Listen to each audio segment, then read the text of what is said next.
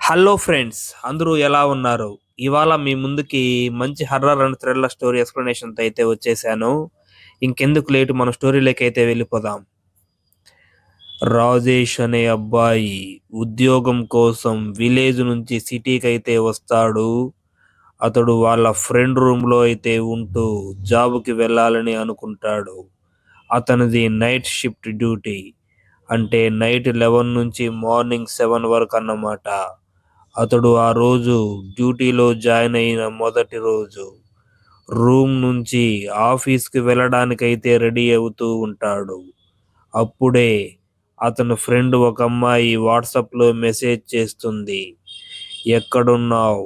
ఏం చేస్తున్నావు?" అని అడుగుతూ ఉంటుంది. అతడు, "ఈరోజు నేను కొత్తగా జాబ్‌లో జాయిన్ అవుతున్నాను. నైట్ షిఫ్ట్‌కైతే రెడీ అవుతున్నాను" అంటాడు. అప్పుడు ఆమె, "ఆఫీస్ ఎక్కడుంది? నువ్వున్న చోట నుంచి ఎంత దూరం?" అనేసి అడుగుతూ ఉంటుంది. "నేను ఉన్న రూమ్ నుంచి 5 కిలోమీటర్ల దూరంలో మా ఆఫీసు ఉంది. అక్కడికి వెళ్ళే దారిలో చాలా చీకటిగా ఉంటుంది. స్ట్రీట్ లైట్స్ కూడా ఉండవు. నా బైక్ లైట్‌తోనే నేను అక్కడికి వెళ్ళాలి" అంటాడు. "అంటే నీకు ఏం భయం లేదా?" అని అడుగుతుంది ఆ అమ్మాయి. అప్పుడు రాజేష్, "నాకా? భయమా? ఎందుకు?" అంటాడు. "చాలా భయంకరంగా ఉంటుంది కదా చీకట్లో వెళ్ళడానికంటుంది ఆమె. అవును, నిజమే. ఆ రోడ్డు చాలా భయంకరంగా ఉంటుంది. రోడ్డుకు రెండు వైపులా పెద్ద పెద్ద చెట్లు ఉన్నాయి అంటాడు రాజేష్. "నేను వెళ్ళే దారిలో బైక్ సడన్గా ఆగిపోతే నా పరిస్థితి ఏంటో కూడా నాకు తెలియదు. అయినా ధైర్యం చేసి వెళ్ళడానికైతే రెడీ అవుతున్నానంటాడు. అప్పుడు ఆ అమ్మాయి, "నీవు వెళ్ళే దారిలో బైక్ సడన్‌గా ఆగిపోతే ఏం చేస్తావు? నీకు దెయ్యం కనిపిస్తే ఏం చేస్తావు?" అని పిచ్చి పిచ్చి క్వెషన్‌లు అడుగుతూ ఉంటుందామె. అప్పుడు రాజేష్ చమత్కారంగా, "హా! నేను వెళ్ళేటప్పుడు దెయ్యం కనిపిస్తే స్నేహం చేస్తానని" అంటాడు. "అవునా? సరే జాగ్రత్తగా వెళ్ళు. గుడ్ నైట్" అని అంటుందామె. రాజేష్ కూడా తనకి గుడ్ నైట్ చెప్పి తన ఆఫీస్‌కైతే బైక్‌పై బయలుదేరుతాడు. తను చెప్పిన స్ట్రీట్ లైట్ లేని రోడ్డుపైకైతే వస్తాడు రాజేష్. ఎందుకో ఆ దారి కొంచెం కొత్తగా అనిపించింది.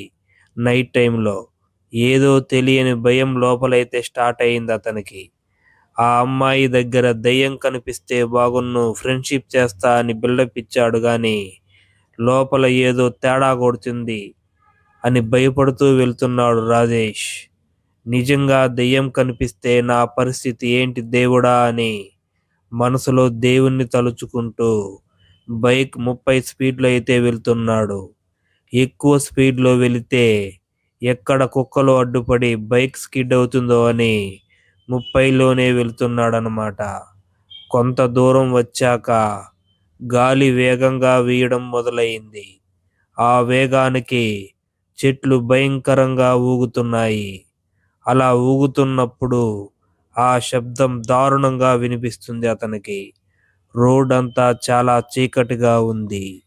ఇంకా అతనిలో భయం ఎక్కువయింది. నెమ్మదిగా బైక్ వేగాన్ని పెంచాడు.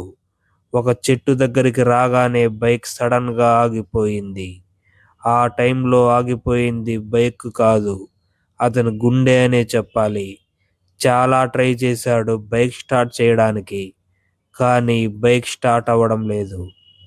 అంత గాలి వీస్తున్నా సరే భయంకి అతనికి చెమటలు పడుతున్నాయి. అతడు మనసులో గట్టిగా దేవుణ్ణైతే ప్రార్థిస్తున్నాడు. "బైక్ స్టార్ట్ అయ్యేలా చెయ్యి, రేపు నీ గుడికి వచ్చి 100 కొబ్బరికాయలు కొడతానని" మొక్కుతూ ఉన్నాడు. అయినా సరే బైక్ స్టార్ట్ అవ్వడం లేదు. మొబైల్ లైటింగ్‌లో అసలు ఏమైందో చూద్దామని టార్చ్ లైట్ ఆన్ చేశాడు. ఆ లైటింగ్‌కి నేల మీద పడడంతో ఎదురుగా ఎవరో నిలబడ్డారు. కాళ్ళు మాత్రమే కనిపిస్తున్నాయి అతనికి. అది అమ్మాయి కాళ్ళు లాగా ఉన్నాయి. అతడు ఫేస్ చూసే ధైర్యం లేక మొబైల్ పాకెట్‌లో పెట్టి మరొకసారి బైక్ కిక్ అయితే కొట్టాడు. సడన్‌గా బైక్ అయితే స్టార్ట్ అయింది. హమ్మయ్య అనుకొని ముందుకు వెళ్ళబోయాడు. అప్పుడు బైక్ ఒక్కసారిగా కదిలిందనమాట. ఎవరో అక్కడ ఎక్కి కూర్చున్నట్టు బైక్ పైన. ఒక చెయ్యి వచ్చి అతని భుజం మీద అయితే పడింది. బైక్ తీ అనే గొంతు చాలా భయంకరంగా వినిపించింది ఒక అమ్మాయి వాయిస్తో. అంతే ఫాస్ట్గా బైక్ని డ్రైవ్ చేశాడు. వెయిట్ మాత్రం బైక్ మీద అలానే ఉంది. తను మనసులో అసలు మనిషినా లేక ఆత్మ, నేను వెనక్కి చూసే ధైర్యం కూడా చేయలేకపోతున్నానని అతను మనసులోనే భయపడుతూ డ్రైవ్ చేస్తున్నాడు. ఆ రోడ్ దాటి హైవేకైతే వచ్చేస్తాడు. హమ్మయ్య అని మనసులో అనుకుంటూ టోల్ గేట్ అయితే దాటుతాడు. ఇంతలో ఒకతను అడ్డంగా వచ్చి నా బైక్ ముందు నిలబడి భయ్యా లిఫ్ట్ ఇవ్వు అని అడుగుతాడు. అతడు ఒక్కడివే కదా వెళ్తున్నావు, లిఫ్ట్ ఇవ్వు అని అడుగుతాడనమాట.